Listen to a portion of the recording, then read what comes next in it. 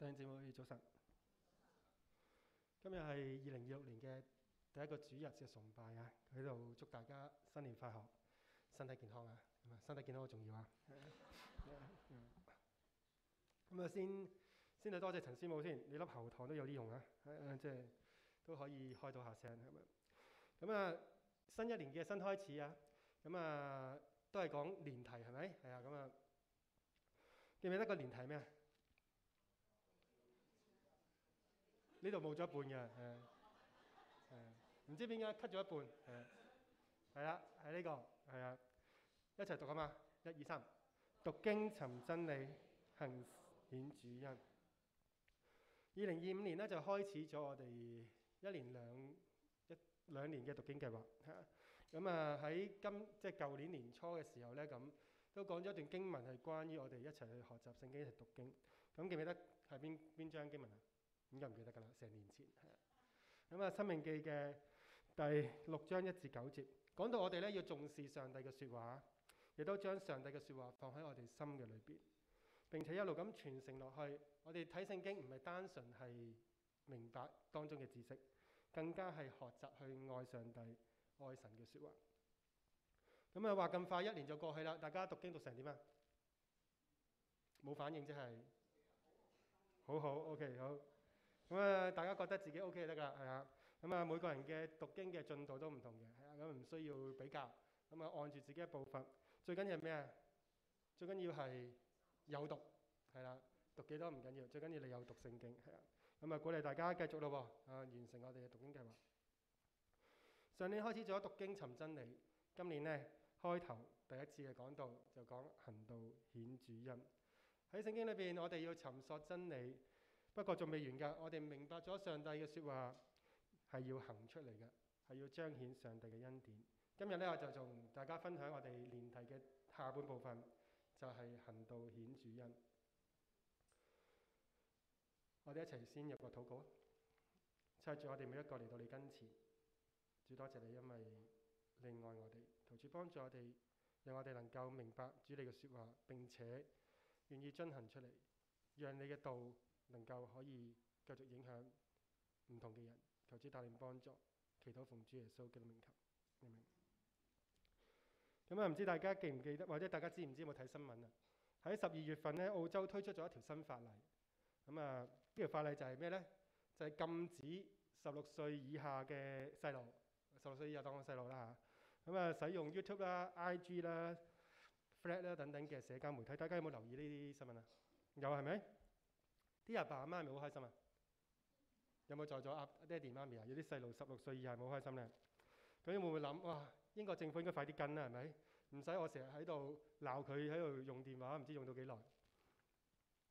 成日鬧佢一路碌手機睇 YouTube 或者碌 video 咁樣，係啦，唔需要鬧，咁啊政府搞掂佢咁樣。係咪好想呢件事喺英國發生咧？係，咁我先話俾你大家知，呢條法例一出發生咩事啦？係啦，咁就係咧。我哋見到啲細路係點呢？就係你唔俾我正常途徑登入 social media， 咁點啊？咁用其他方法咯，係咪？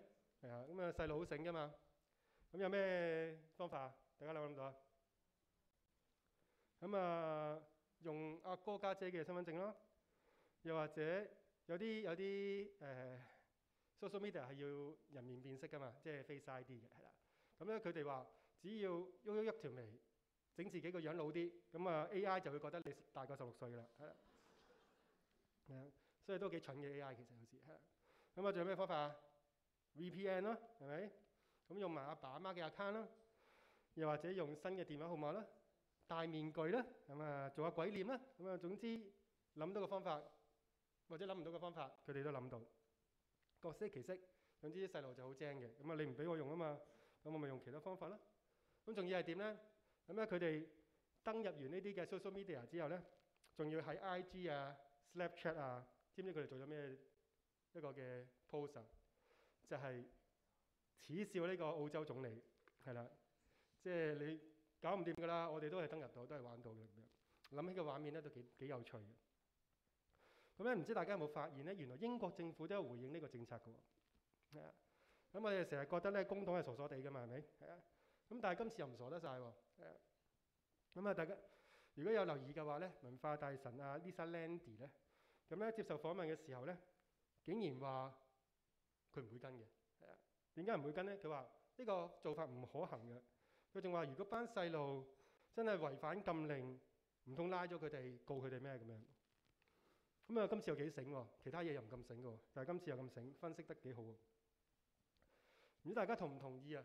其實我哋，尤其是我哋啲成年人咧，成日都會用自己嘅方法、我哋嘅諗法或者我哋嘅做法，覺得呢樣嘢好啱佢哋啊，係應該咁做啊，幫到佢哋啦，可以建立到佢哋啦，就好想其他人又或者下一代都跟住去做，照住做啦，對你好噶啦，將來你知噶啦，係啊，而家你覺得唔好啫，其實將來你 feel 到係好噶啦咁樣，覺得我哋自己嘅諗法可以幫到佢哋，就去做，逼我哋身邊嘅人，逼我哋嘅下一代去跟從。但係諗深一層，係咪真係對我哋下一代好呢？我哋嘅諗法，我哋嘅想法，尤其是成年人嘅諗法想法，係咪真係一個絕對嘅標準呢？一定要跟，一定要去做先至係正確呢？可能你會話我冇逼佢㗎，但係我坦白講，做咗咁多年嘅婚前輔導、家庭嘅婚姻工作，原生家庭對我哋有好大好大嘅影響。我哋嘅價值觀、待人處事都離不開原生家庭嘅影響，所以我哋提醒自己，冇錯，我哋係離唔開原生家庭嘅影響，但係我哋要清楚知道，我哋信咗主，我哋跟從嘅就唔係其他嘢啦，唔係跟從我哋自己喺出邊認識嘅價值觀或者原生家庭帶俾我哋嘅價值觀，而係聖經嘅教導、神嘅說話，盼望我哋一齊去學習，我哋將上帝嘅說話放喺我哋生命嘅裏邊，去教養我哋下一代。今日我同大家分享嘅經文係腓立比書第1章27至到第30節，當中提到一個可能大家都成日都會講嘅說話，就係行事為人要點啊？與基督嘅福音相稱。究竟一個行事為人與基督福音相稱嘅信仰生命係一個點嘅生命？咁我哋要行道顯主恩啊嘛，係咪？咁又係指乜嘢呢？係咪淨係講啊恩，上帝嘅恩係淨係得啲好嘅嘢，淨係講緊啊所有嘢都好如意、好順利咁先至恩典呢？今日我就同大家一齊去睇下。咁我哋再讀一次第27至到第28之兩節經文啦。好，預備起。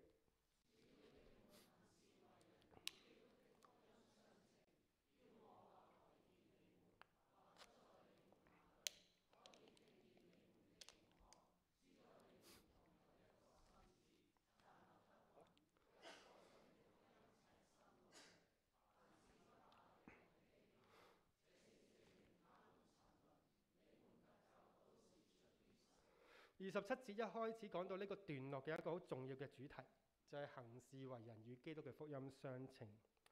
唔知大家睇到行事為人呢4個字嘅時候呢，你會唔會諗到同自己有啲咩關係？我哋成日講我哋基督徒，我哋信耶穌嘅，好強調一個信字，係咪？而腓立比書嘅作者係邊個？使徒保羅，係咪？使徒保羅亦都強調一個信字嘅喎，係咪？保羅時常強調嘅因信稱義，呢個係一個十分重要嘅基督教教義。我哋因着信而被神得稱為義，而唔係靠我哋嘅行為。雖然保羅係強調因信稱義，但係唔代表佢忽視信徒嘅行事為人。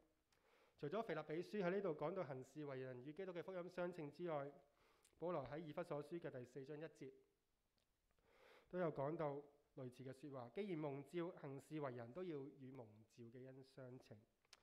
所以保羅唔係唔重視信徒嘅行為，只係行為同稱義係拉唔上關係，行為同得救係拉唔上任何嘅關係。所以信耶穌唔係信咗啦，我知道我自己得救啦，我哋可以上天堂啦就完。我哋亦都要行出我哋嘅信仰，唔係信仰唔係單單喺頭腦嗰度，更加係講緊我哋身體力行點樣去行出嚟、實踐出嚟。但係偏偏我哋有唔少嘅信徒，不論係初信主啦，又或者信咗主一段嘅時間，都好似冇去行出我哋所信嘅道。咁我用自己做例子啊。咁如果大家有印象嘅話呢，咁我讀中學嘅時候咧，我分享過嘅，我中意同同學一齊做研究㗎嘛，係咪？咁咧做研究咩啊？研究馬經啊！大家有冇記？我仲有分享過㗎嘛？係咪？我尋日分享嘅時候咧，啲人話我研究聖經，都係經雖然係，咁但係研究馬經。咁咧就研究完之後，就唔係做 paper 啊嘛，係咪？係啊，咁梗係會去投注同埋賭啦。咁啊，中學畢業之後咧就信咗主啦，咁啊成為基督徒。咁應該一啲好唔好嘅嘢，又或者咧聖經所講唔啱神唔喜悅嘅事情咧，應該唔去做，戒咗佢，定應該咁噶嘛？咁但係咧，我冇喎，係啦。咁我中意做研究啊嘛，係咁啊繼續做研究，咁啊繼續去讀。咁點解會咁嘅咧？因為我覺得我當時覺得信耶穌同埋我嘅生活係兩件事嚟嘅。我信耶穌，信咗主啦，我有去祈禱。我當時未返教會嘅，但係啲同學咧會同我一齊睇聖經嘅。咁當然唔係同一班人嚟嘅，係啊咁啊。咁啲同學會同我一齊睇聖經，聖經係悶啲，但係都幾有道理嘅。咁但係我就有我嘅宗教生活、宗教嘅行為。咁但係咧個信仰咧同我日常生活咧係冇關係，將信仰同行為分開咗。我哋嘅信仰同行為分開咗。咁我直至幾時先至發現我自己唔應該咁樣呢？就直至我開始返教會，直至返崇拜、返團契小組，了解聖經多咗，明白咗信仰同生活唔係分開嘅，係一嚟嘅。信仰係要實踐出嚟。初信主仲未了解聖經講乜嘢，所以咧仍然會做一啲神唔喜悅嘅事。但唔係初信主真係咁嘅喎。以前呢啲資深牧者咧，成日同我哋呢啲嗰陣時我仲係好後生嘅年輕牧者咧，都會成日講，佢哋見唔少信得好耐嘅弟兄姊妹，明知神唔喜悅㗎啦，但係都會照做嘅喎。大家有冇留意？唔好講人哋啊，有冇留意自己咧？咁樣係啦。點解會有啲咁嘅情況發生嘅咧？信得好耐，但係明知上帝唔喜悅，我都會照做。咁我唔去評論啦。信徒嘅生活同信仰好多時，我哋諗一諗自己啊，會唔會分開咗呢？我繼續祈禱、睇聖經、返教會，但係我哋日常嘅行事為人，又係一個點樣嘅行事為人呢？作者保羅喺度話：你哋行事為人要與基督嘅福音相稱啊！咁即係點啊？咁我哋先了解一下呢行事為人呢個詞語嘅意思啊。原來呢度嘅行事為人呢個字嘅聖經原文呢，喺聖經裏邊總共只係出現咗2次啫。保羅咧通常係用另一個聖經嘅用字咧去表達行事為人嘅意思嘅。舉個例就係快樂同埋開心都係表達緊好開心啊，係咪？咁保羅就通常就用快樂，就唔用開心嘅。雖然都表達緊同一個意思，係啦。咁所以呢度嘅行事為人唔係保羅嘅常用字嚟嘅，係啦。咁點解保羅喺呢度會用呢個佢唔常用嘅字詞去表達行事為人呢？咁樣，咁我哋要參考呂振中譯本，究竟呢個字本身係咩意思？呂振中譯本咁樣講：不過你們作公民啊，要對得起基督嘅福音。睇唔睇到呂振中點樣翻譯呢個字啊？作公民係咪？係啊。原來呢個字本身嘅意思呢，就係作公民。咁我哋又要問啦，究竟係作邊度嘅公民呢？咁樣，咁我哋就要睇一睇腓立比係一個點樣嘅地方。原來當時嘅腓立比呢，係羅馬帝國嘅殖民地嚟嘅當時，而羅馬嘅殖民地嘅居民呢，係擁有羅馬公民嘅身份。而殖民地嘅居民，當時羅馬殖民地嘅居民呢，係有唔少嘅權利嘅喎。其中一樣叫做意大利權，即係話腓立比嘅居民，佢哋殖民即係羅馬帝國殖民地嘅居民，可以同意大利本土嘅居民嘅權利係一樣嘅。舉個例，就好似咧英屬香港嘅居民同英國本土嘅居民嘅權利係一樣嘅。咁可惜我哋唔係，係啦，佢哋先係，因為我哋冇呢個權利。所以當你諗到嘅時候，你覺得呢個身份係咪好尊貴？我係殖民地嘅居民，竟然同本土嘅居民嘅權利係一樣，咁梗係尊貴啦，係咪？所以當時嘅腓立比嘅居民嘅佢對自己嘅身份咧係好自豪噶。佢哋以佢哋係羅馬公民啦，同埋咧活出羅馬公民身份為榮。所以保羅喺度話腓立比教會嘅信徒作公民，其中一個含義就係佢哋有羅馬公民嘅身份。佢哋會點啊？佢哋都會好看重羅馬公民身份，同時亦都會樂意去遵行羅馬嘅法規，甚至為羅馬帝國出一分力。而腓立比信徒除咗佢哋有羅馬公民嘅身份，仲有咩身份啊？係啦，咁喺3章20節都有講噶啦，係天國嘅國民嘅身份。腓立比書仲有腓立比嘅信徒仲有天國公民嘅身份。天國公民嘅身份即係點呢？即係行事以基督為中心啦，按福音信仰嘅要求行出同基督嘅福音相稱嘅生活。咁我哋自己諗一諗啊，我哋會按地上嘅政府嘅要求嘅過我哋地上公民嘅生活。雖然我哋好多都未入籍啫，係咪？甚至乎都唔知幾時入籍啦，係咪？咁但係我哋都會按英國政府嘅要求去生活噶嘛。我哋會點啊？會交稅啦，會安全駕駛啦，係咪？我哋會盡義務去投票啦，係咪？我哋會按地上公民嘅身份去生活嘅。咁我哋每一個信主嘅基督徒都係天上嘅公民。咁我哋又有冇按天上公民嘅身份去生活呢？不過呢度要諗一諗，就係我哋按地上公民嘅生活，遵守地上嘅法規，點解會咁樣呢？點解我哋會遵守啊？我相信大部分人，絕大部分啫，唔係全部嘅。大部分人要遵守地上嘅法規、法律，係因為驚，因為 fear。驚咩啊？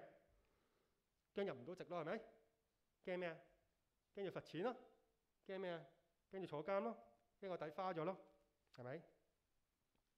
但我哋作為天國嘅公民，係咪因為驚而係按信仰嘅要求去生活啊？梗係唔係啦，係咪？大把信徒唔驚上帝啦，大把信徒唔按聖經嘅要求生活啦，係咪？所以我哋行上帝嘅説話，係因為上帝好愛我哋。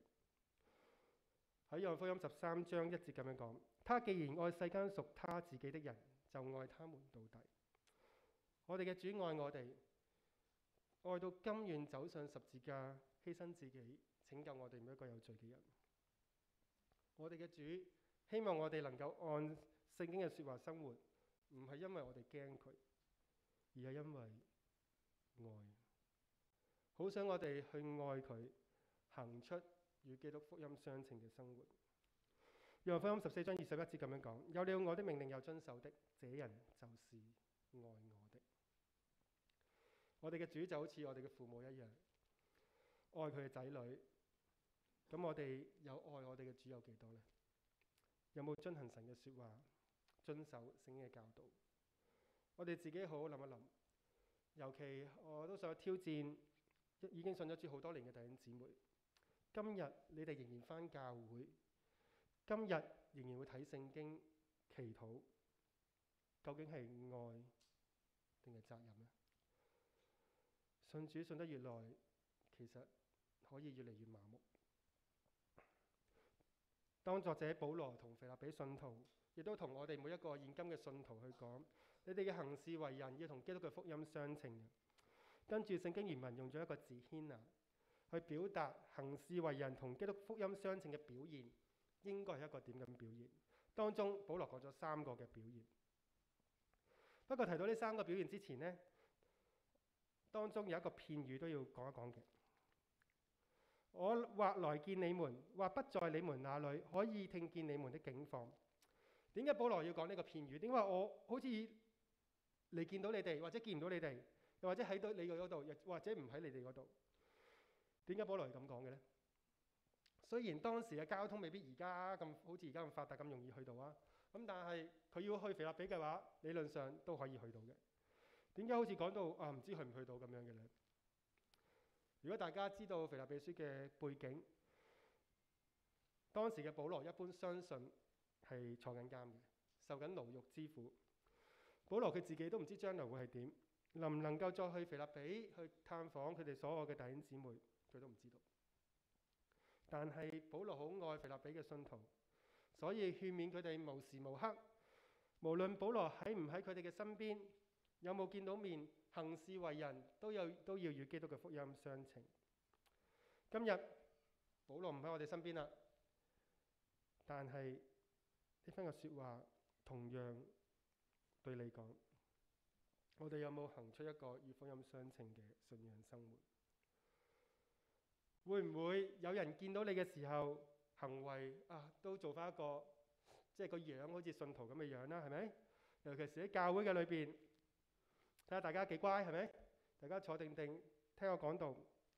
頭先叫你企就企，坐就坐，係咪？平時唔聽歌嘅都會口口唱下詩歌，幾乖。喺教會裏邊咁多隻眼睇住，咁梗係唔會有啲咩嘅衰嘢嘅，即係唔會做啲咩唔好嘅嘢。但係離開咗教會咧，翻到你屋企，你對住你嘅父母，對住你嘅配偶，對住你嘅子女，你點對你哋？去到你嘅工作環境，對住你嘅上司，對住你嘅同事，對住你嘅下屬，你又點對佢哋呢？我記得有一位老師同我分享過佢喺學校嘅經歷啊，我都幾深刻下嘅。佢話佢一心諗住咧去到一間基督教嘅學校去教書。佢話應該屬靈氣氛都好好嘅，應該係佢估計同事嘅關係咧，佢都覺得應該都幾唔錯嘅，幾融洽嘅。不過去到之後咧，佢話佢好失望啊。咁我就話同佢講啦：你入世未深啊，太過天真。係啊，佢間學校有基督徒老師，亦都有非基督徒老師。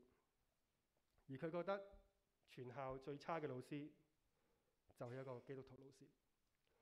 佢話呢個老師恃住自己信主一段時間，喺教會又有侍奉，時常講啲屬靈嘅説話 show off 炫耀自己，又經常去擦上絲鞋講人是非。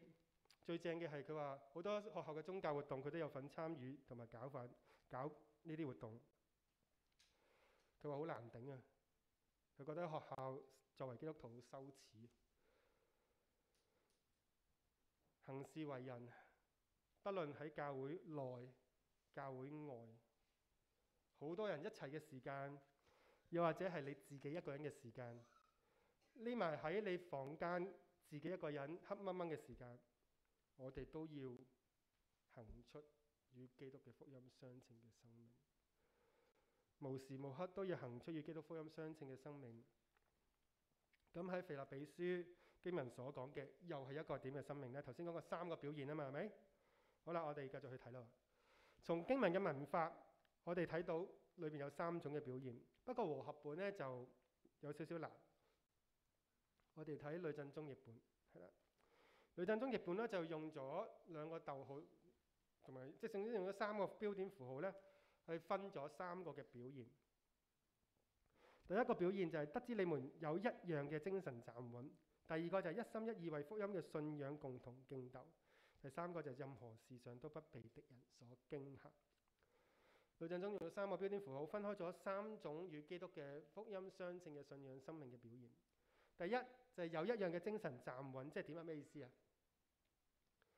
站穩其實係講緊面對好大壓力嘅時候咧，毫無動搖。有咩情景會好大壓力啊？按當時保羅嘅情況，就係喺信仰上面嘅逼迫啦。保羅已經因着逼迫而喺牢獄嘅裏邊。除此之外，當時嘅腓立比教會亦都面對緊猶太主義嘅錯誤嘅教導啦，又或者一啲縱慾主義嘅行為去影響緊佢哋。所以保羅勸勉信徒，不論喺逼迫嘅裏邊，抑或係充斥住好多假道理嘅世界當中，都要表現出一個站立得穩嘅生命。但係要喺歪曲悖謬嘅世代，仍然堅定咁樣喺信仰上面站穩，又容唔容易呢？咁樣咁啊！我哋生活喺英國啊嘛，係咪？咁啊，用英國做例子啊，咁樣。咁啊，唔知大家有冇留意新聞喎？咁啊，最近喺北愛爾蘭呢，就有一種法庭嘅裁決，就判咗咩啊？如果大家有留意嘅話，就判咗基督教嘅宗教教育咧，同埋每日嘅集體嘅崇拜，即係 assembly 咧，係違反咗歐洲人權公約。即係話北愛爾蘭係咪UK 一部分啊？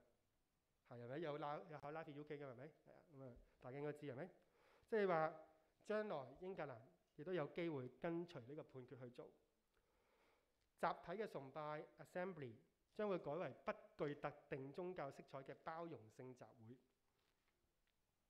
宗教教育嘅課程，除咗而家本身嘅課程之外，亦都要涵蓋無神論啦、人民主義啦，又或者其他多種嘅信仰，唔係單單只有基督教。可能而家係咁，不過將來只會越嚟越多唔同嘅宗教或者唔同嘅道理去教育下一代。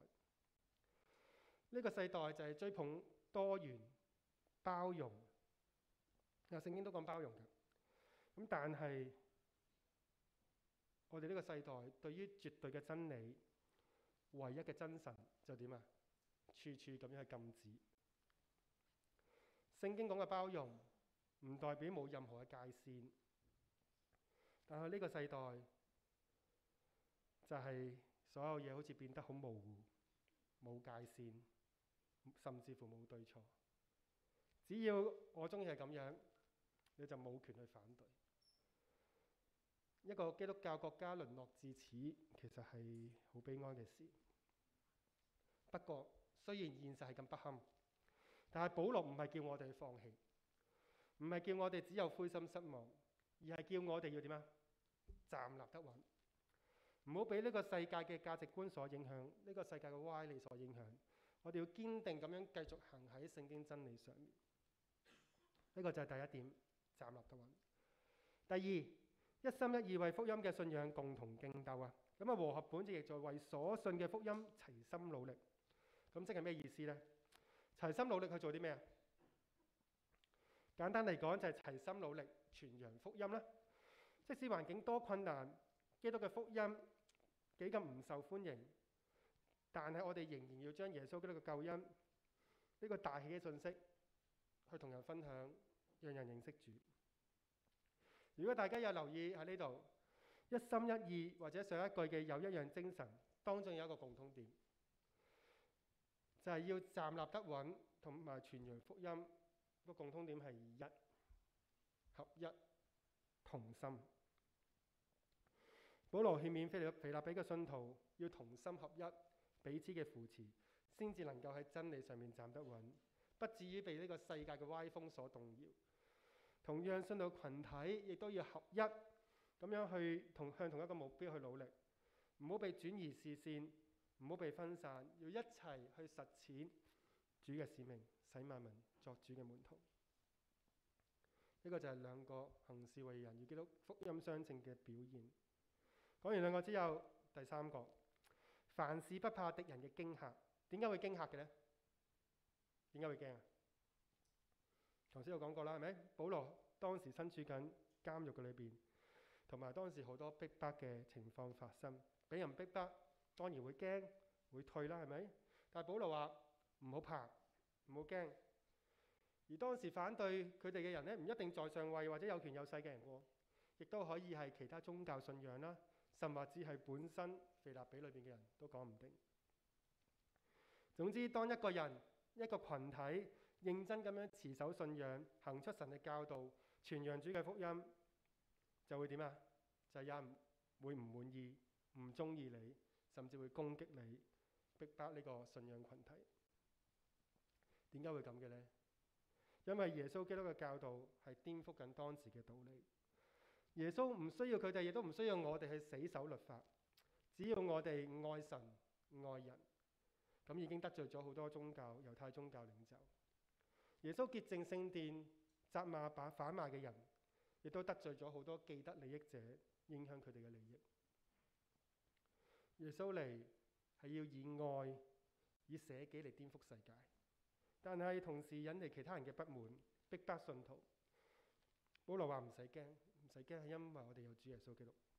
我哋呢個信仰群體只管齊心同心一齊面對。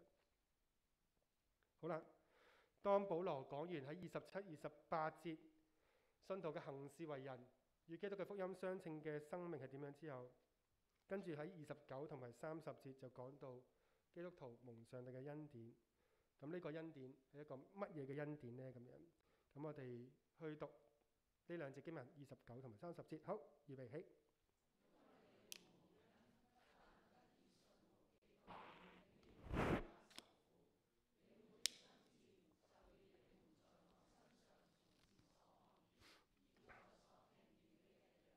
好，我哋再睇埋新譯本啦。29節新譯本咁樣翻譯，因為神為了基督嘅緣故賜恩俾你哋，使你哋不單係信基督嘅，亦都係為佢受苦。呢度第一樣要留意嘅係咧，29節一開首有邊個連接詞呢？因為係咪？因為正正就解釋緊上文27同埋28節嗰三種行事為人同基督福音相稱個表現嗰個原因。事實上呢三種嘅表現，似乎保羅係設定緊腓立比信徒咧係一個困難甚至逼迫嘅環境嘅裏邊。所以喺29節所提到嘅兩樣上帝賜俾信徒嘅恩典，保羅嘅重點咧應該唔喺第一項信服基督嘅，而喺後面為基督受苦。29節第一樣講到上帝嘅恩典賜俾我哋嘅恩典就係信服基督，呢樣大家都好清楚㗎啦。基督白白嘅恩典走上十字架，犧牲佢嘅性命，為嘅係拯救我哋每一個有罪嘅人。呢樣大家都好清晰，唔詳細講。呢個亦都唔係應該唔係保羅嘅重點。保羅要講嘅係第二樣。第二樣係上帝嘅恩，係為基督受苦。為基督受苦係咩意思呢？如果直接從下文第30節去睇呢，就係信徒要面對爭戰。所以當我哋去睇嘅時候呢，去講上帝嘅恩典嘅時候，唔好單單從我哋自己嘅好處，覺得我有着數，攞咗上帝對我好好，識得講感恩，呢啲先至係上帝嘅恩典。其實為基督受苦都係上帝嘅恩典。受苦係信徒不可或缺嘅一部分。受苦唔單單講緊我哋要喺逼迫或者艱難嘅裏邊好消極咁面對，更加係講緊我哋要積極奮鬥、勇敢面對呢啲受苦嘅情況，依靠上帝行我哋嘅每一步。所以如果我哋嘅信仰成日講緊上帝俾咗啲咩好嘢我，好似揾到一份合適嘅工作，揾到一間合心水嘅屋，或者全家都好幸福，呢個唔係信仰嘅全部。呢啲事情唔係唔講得，但係只係信仰嘅一部分。為基督受苦同樣係信徒生活嘅一部分。受苦使到信徒嘅生命成長，受苦使到基督徒能夠更加經歷上帝嘅大能。我哋問問自己，我哋信主係咪只係諗我信主得拯救享永生？有冇諗過信仰同時係要為基督受苦？當時嘅保羅就正正係為基督受苦，因着傳福音而被拉進監牢。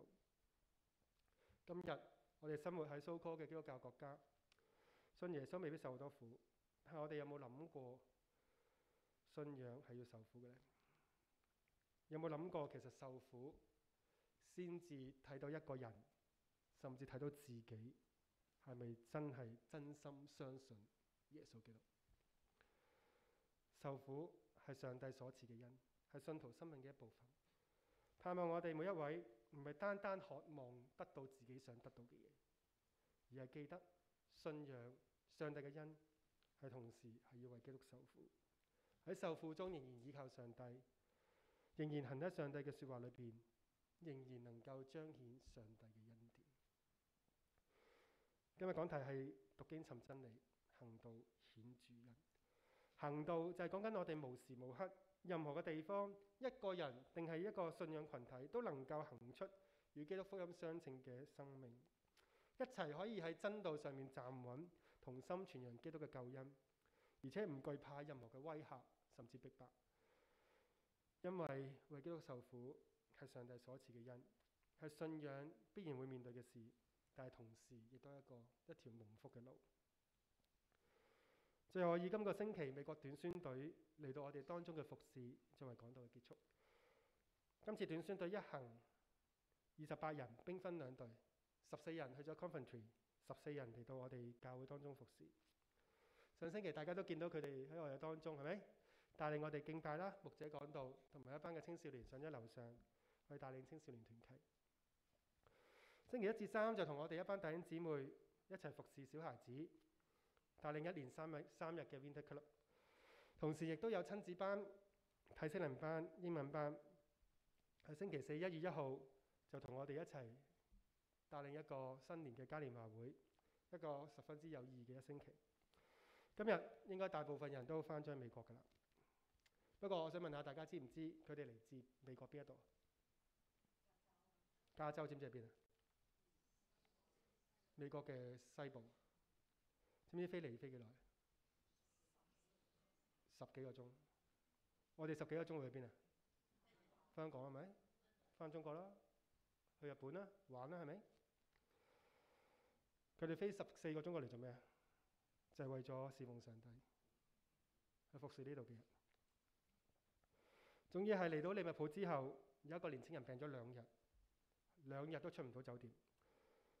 而星期5佢哋離開利物浦翻去倫敦嘅時候，14個人有7個人都病咗。咁又好可能因為佢哋唔習慣英國寒冷嘅天氣。我問過佢哋，佢話加州最凍都係10度左右。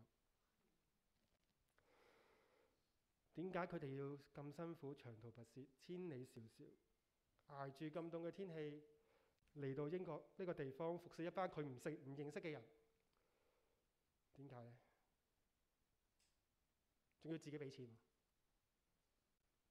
點解？一個字嘅啫，愛。愛上帝，知道上帝喜悅我哋去活出愛，去愛有需要嘅人。佢哋聽到呢度嘅需要，聽到英國教會嘅需要，所以縱然長途跋涉，但知道活出愛嘅生命係上帝所喜悅，唔介意困難，唔介意天氣寒冷，都希望嚟到我哋當中，同我哋一齊配搭侍奉。希望將上帝嘅愛、人嘅關心帶俾我哋，帶俾呢個社區，帶俾我哋鄰舍。我哋要行道顯主恩，其實好簡單，一個字：愛。愛上帝，愛我哋嘅鄰舍，你就活出一個行事為人與基督嘅福音相稱嘅生命。盼望我哋一齊學習，我哋一齊同心禱告。親愛的主，我哋每一個嚟到你跟前，主多謝你，因為我哋見到一個好好嘅見證，佢哋去犧牲佢哋嘅假期，花上自己嘅金錢，飛10多小時，捱住寒冷嘅天氣嚟到我哋當中一齊侍奉。所以當我哋見到嘅時候，我哋好感恩，因為呢個就係一個活生生嘅見證。主求你幫助我哋在座每一位嘅弟兄姊妹，讓我哋都能夠可以一齊學效基督嘅榜樣，一齊去面對呢個世界咁荒謬嘅年代，我哋仍然能夠去站穩，仍然不怕艱難，繼續去傳揚福音嘅基督嘅救恩。主求你話語去幫助我哋，願聖靈去提醒我哋，讓我哋知道我哋要活出愛，因為我哋經歷到基督犧牲嘅愛。主，願你帶領我哋，幫助提醒我哋每個。多謝主，祈禱奉主耶穌基督得勝嘅名求。